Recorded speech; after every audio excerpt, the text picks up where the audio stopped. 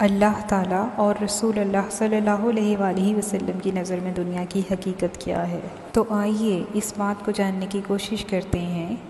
دنیا میں بہت سے لوگ کہتے ہیں کہ اعلیٰ معیار کی زندگی اختیار کرنی چاہیے، معیار زندگی بلند ہونا چاہیے، اور مالداروں کی دولت کو دیکھ کر تو وہ ایسے رال ٹپکاتے ہیں جیسے قارون کی دولت کو دیکھ کر بعض بے وقوفوں نے کہا تھا کہ یہ تو بڑا خوش نصیب آدمی ہے، جبکہ اس بارے میں قرآن کیا کہتا ہے؟ سورہ قصص آیت نمبر 79 میں اللہ تعالیٰ فرماتے ہیں، قال الذین یریدون الحیاۃ الدنیا یا لیت لنا مثل ما اوتی قارون انہ لذو حظ عظیم۔ ترجمہ، کہنے لگے جو لوگ طالب تھے دنیا کی زندگی کے، اے کاش ہم کو ملے جیسا کچھ ملا ہے قارون کو، بے شک اس کی بڑی قسمت ہے۔ لیکن جو اللہ والے تھے انہوں نے کہا تم پر ہلاکت ہو۔ اس پر سورہ قصص کی آیت نمبر 80 میں اللہ تعالیٰ فرماتے ہیں، وَقَالَ الَّذِينَ أُولُو الْعِلْمِ وَيْلَكُمْ ثَوَابُ اللَّهِ خَيْرٌ لِمَنْ آمَنَ وَعَمِلَ صَالِحًا۔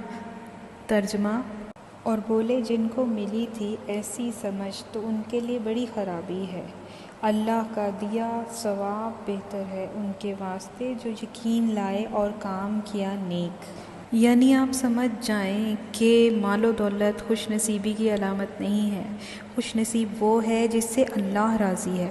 پھر وہی قارون جو پیغمبر حضرت موسیٰ علیہ السلام کا چچا زاد بھائی تھا، جب اپنے خزانوں کے ساتھ ہی زمین میں دھنسنے لگا، اس وقت تعریف کرنے والوں کی آنکھیں کھلی کی کھلی رہ گئیں اور پناہ مانگنے لگے کہ واقعی اللہ کی رضا سب سے بڑی نعمت ہے، مال و دولت کچھ نہیں ہے۔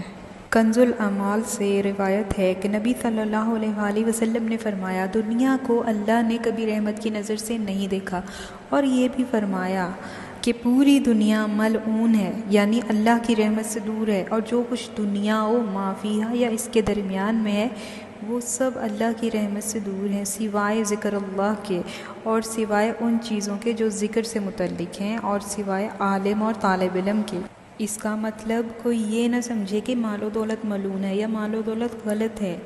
مال و دولت ایسی غلط ہے جو اللہ سے غافل کر دے، وہ مال و دولت، ورنہ غنا و ثروت تقوی میں حائل نہ ہو تو وہ برا نہیں ہے۔ حضور علیہ السلام فرماتے ہیں، مشکوٰۃ المصابیح سے روایت ہے کہ جو شخص غنا و دولت کو اللہ کی نافرمانی میں خرچ نہیں کرتا وہ متقی ہے، اور دنیا اس کے لیے کچھ مضر نہیں۔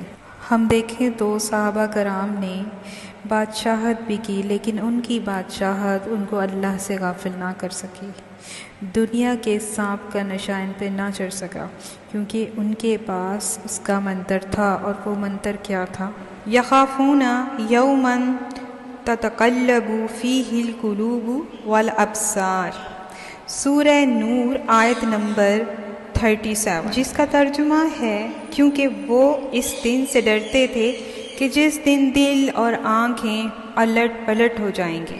دراصل اللہ تعالیٰ نے مسلمانوں پہ یہ واضح فرما دیا کہ دنیا کی چمک دمک اور منکرین کے پاس مال کی فراوانی کامیابی کی دلیل نہیں ہے، یہ مال و دولت عارضی ہے۔ اس لیے مسلمانوں کو چاہیے کہ دنیا کی رنگینیوں میں رہ کر اپنی آخرت سنوارنے کے لیے جد و جہد اور فکر کریں۔ دنیا عافیت کی جگہ نہیں، یہ آفات کا گھر ہے۔ رسول اللہ صلی اللہ علیہ وآلہ وسلم نے فرمایا، دنیا مومن کے لیے قید خانہ اور کافر کے لیے جنت ہے۔ تو اللہ کے پیارے بندوں، تم دنیا میں اس طرح رہو گویا کہ تم مسافر ہو۔ اللہ تعالی ہم سب کو آخرت میں سرخرو فرمائے، آمین ثم آمین۔